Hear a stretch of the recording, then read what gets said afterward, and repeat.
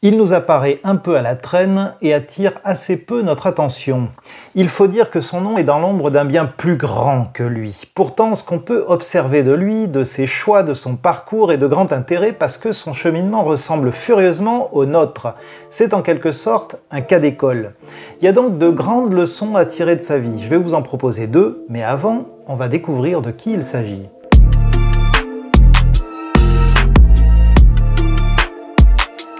Le voici, le voilà, il se trouve dans la Bible, en Genèse chapitre 12, versets 1 à 4.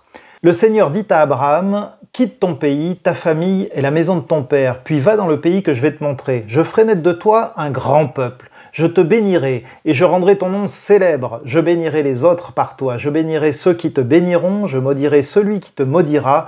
Par toi, je bénirai toutes les familles de la terre. » Abraham s'en va comme le Seigneur l'a commandé, et son neveu Lot part avec lui. Bien entendu, Abraham, c'est le personnage central de ce texte, mais quand on y prend garde, on se rend compte qu'il y a là, dans son sillage, un personnage qui prend ici la décision de sa vie. Il s'agit évidemment de Lot, son neveu. Lot prend la décision de suivre son oncle, et par ce simple geste, il nous donne une grande leçon. Une leçon paradoxale.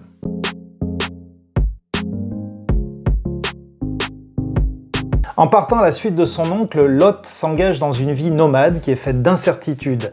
Son oncle ne sait même pas où il va. Il sait qu'il doit y aller, mais il ne sait pas où il va. Et Lot décide de lui emboîter le pas. Lot, comme son oncle, a grandi dans une famille idolâtre. Il trouvait sa sécurité dans des idoles de pierre et de bois faites par les mains des hommes. Alors ça nous parle peut-être pas trop, mais ce qui nous parlera peut-être plus, c'est que comme beaucoup d'entre nous, il trouvait aussi sa sécurité dans cette terre qu'il s'apprêtait à quitter, qu'il connaissait comme sa poche. Il trouvait sa sécurité dans sa culture, il trouvait sa sécurité dans les croyances de ses ancêtres, il trouvait sa sécurité dans sa famille.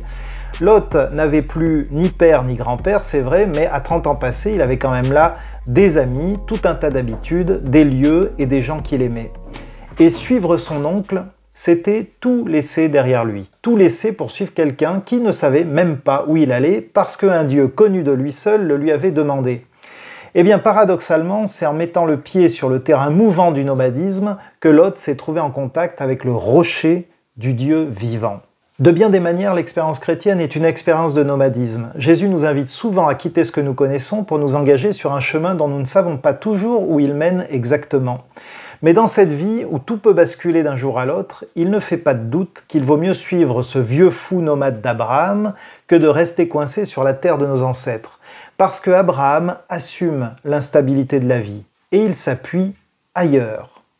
Sa stabilité, Abraham la trouve dans la parole du Dieu vivant qui l'appelle et qui l'envoie.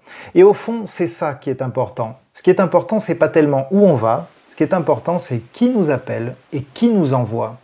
Ça, c'est le terrain ferme de la parole de Dieu, une parole qu'il a placée dans nos cœurs et qui nous amène tranquillement à une deuxième leçon de la part de Lot.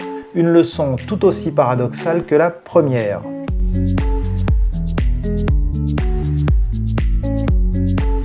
Lot, en fait, est en proie au discernement. On peut imaginer qu'il s'est questionné. Est-ce que je reste? Est-ce que je pars?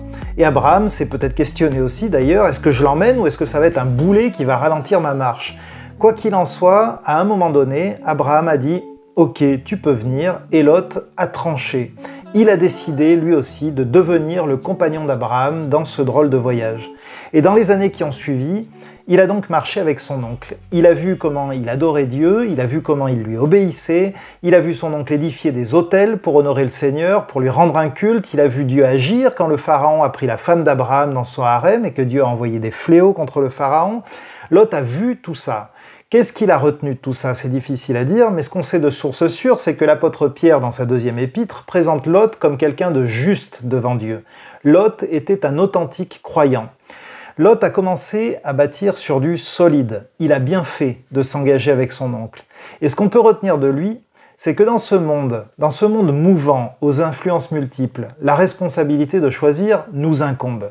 Choisir en sachant que ça va nous modeler quel livre nous allons lire. Choisir en sachant que ça va nous modeler quel film nous allons regarder. Choisir en sachant que ça va nous modeler qui nous allons écouter. Choisir, c'est faire l'exercice de la liberté. Vouloir garder toutes les options ouvertes, c'est-à-dire ne pas choisir, c'est rester en fait coincé à la croisée des chemins. La liberté, elle ne vaut que si l'on s'en sert. La liberté, c'est dire oui à l'un et non aux autres. Ne pas choisir, voilà le véritable esclavage. Et parmi les grands choix de la vie, parmi les choix les plus importants, il y a le choix des personnes dont nous acceptons l'influence. Parce que oui, nous sommes des êtres influençables.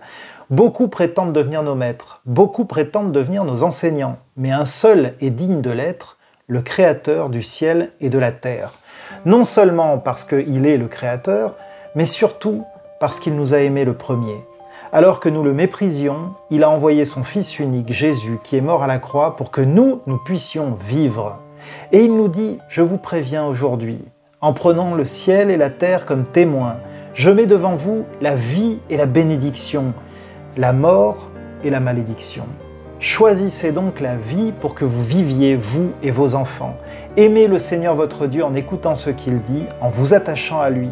Ainsi, vous pourrez vivre et passer de nombreuses années dans le pays que le Seigneur a promis de donner à vos ancêtres Abraham, Isaac et Jacob.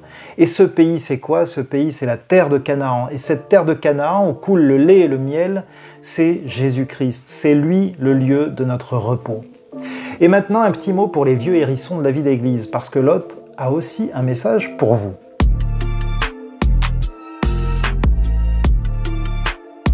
Il y a évidemment des gens qui ont le ministère de berger dans l'église.